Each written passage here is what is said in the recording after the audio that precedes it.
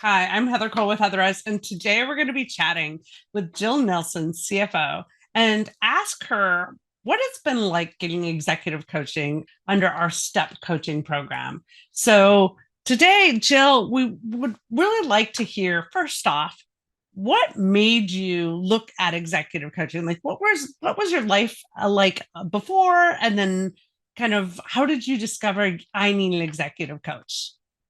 We hadn't even been elevated to the C suite just yet, but we had been asked to reach out to other executives that could help us grow into our roles. At the time, I was the director of finance in our company, and I was looking for other opportunities. I had a coach, but it was more for budgetary, very fundamental. And I got to a point where I felt I wasn't really getting a lot from that interaction any longer.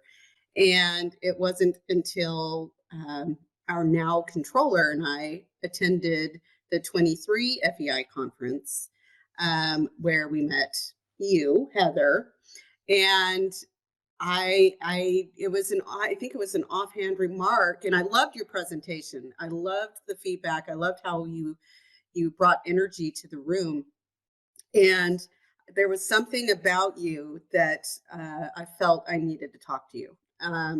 And when you mentioned coaching, it was just an offhand thing. It wasn't the focus of your presentation. It was just something that had been brought up, and then we moved on. That really stood out to me. So as soon as we could get in front of you, that's when I asked, do you do coaching? Like, I have to get to know this lady because she's so fun. And I think there's a wealth of wisdom here that I need to tap into.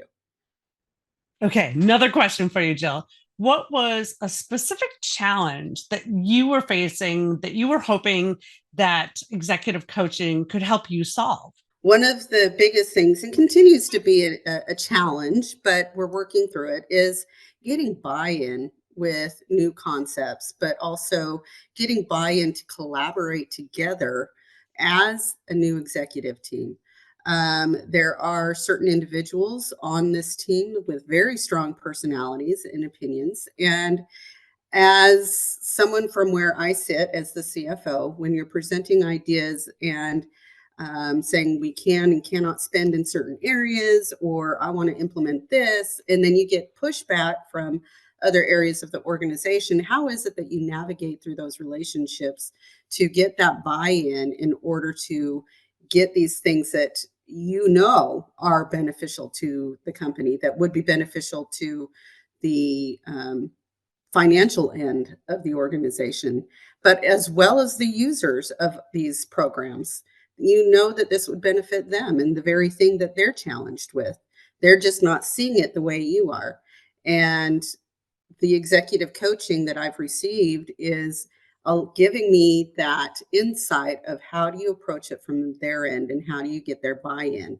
What type of individual are they and what do they need from me in order to create that buy in? So that those approaches were not, those tools were not available to me at that time. There was just a lot of pushing and trying to force, subject programs or issues or whatever. It wasn't working. We still have challenges, but there's more tools available to try and get in front of those. As you know, with executive coaching, there's a lot of ahas, there's a lot of moments that we just get clarity. But maybe you could share with us what was one of your personal big ahas that you had discovered during one of our coaching sessions? It would be the post-it exercises and the presentation for quarterly planning. They loved that. They really fed into it. There was, especially after a reorganization of the company, everybody was a bit trepidatious of what they were getting themselves into. And I, when we ran through these exercises and when we ran through the presentation, by the end of the meeting, I felt that there was a great deal more of unity on that team. of sharing those insights and information. And we're going to do it again in the next couple weeks. Um, but this time we learned something from that too as a team is instead of a few hours, we need all day. And they're fine with that. And that's what I was anxious of. Do they want all day? Is it just a few hours? I know we have a lot of planning to do, but this is a new team and I don't want to burn them out. But they came back saying we need a whole day. I'm like, well, okay, then I can do a whole day. So this it was very beneficial in bringing that team together. Additionally, um, we were able to challenge the leadership team as well as the executive leadership team as to the importance of a financial planning and analysis system. It was initially part of our business agility program, and it was decided it no longer needed to be. It was simply something that had to be done at an organizational level that would benefit not only the accounting team as it pertains to budgeting, but also all the users and those responsible for budgets would benefit from. And we gave them, thanks to your input and your guidance, we gave them the platform to provide the feedback of what is it that they want in a system like this to create that buy-in. What do you want to see and what is going to help you in the future with budgeting, but also managing your own managing your budgets, managing your own department P&Ls. What does that look like for you? And we got a lot of great feedback that we get to now pull into an RFP to go out and find that right tool. And that guidance is invaluable, I think, from you and from your team to find the right fit for this organization without running through all the circles and wasting our time. Jill, one of the things I love about working with you is that you're super creative and it makes me more creative too.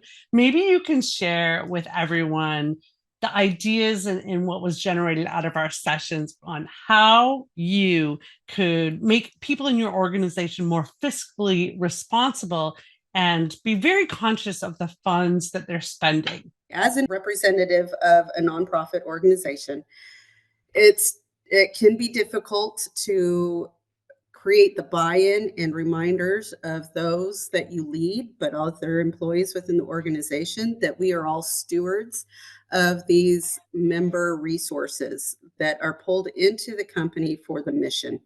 And in order to create that buy-in, to highlight who is looking out for the company's resources and wanting the best for this company, um, the idea was created to around budgeteers and to highlight others who have or to recognize those who have visibly been making efforts to control or manage the company's resources in the best way that they can within the roles that they fill.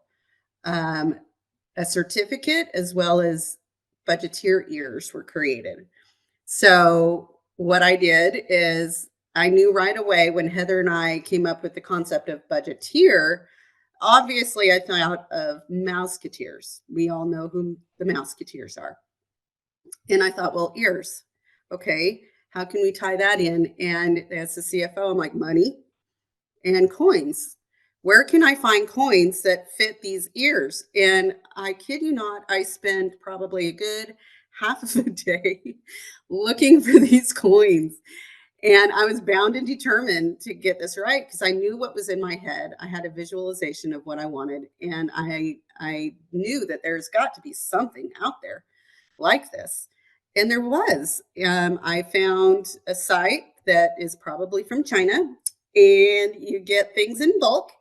And they had big silver coins, and I ordered some of those. I glued those coins onto the ears, and the budgeteer ears were born. And then we created certificates to go with them. So when I had the opportunity to present these ears to our company, and All of the ELT, but also our leadership team received these ears. The accounting team received these ears.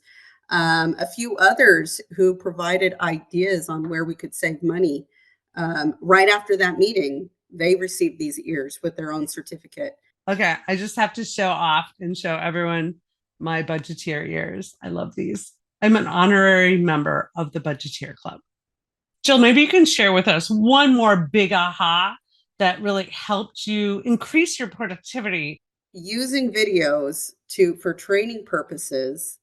Um, Heather introduced me to this concept because I mean, I knew they existed. I knew people put out videos all the time, but it did dawn on me that you could do this as a tool to save time. And this is another pay it forward opportunity where I've been presenting that opportunity to our leadership teams as it pertains to training opportunities, to making sure that we have um, those that we have someone who can fill our shoes at any given time and they're ready to go. They have the tools available to them to refer to should something happen to me or our controller or CPO, whoever. They have these things at their disposal to review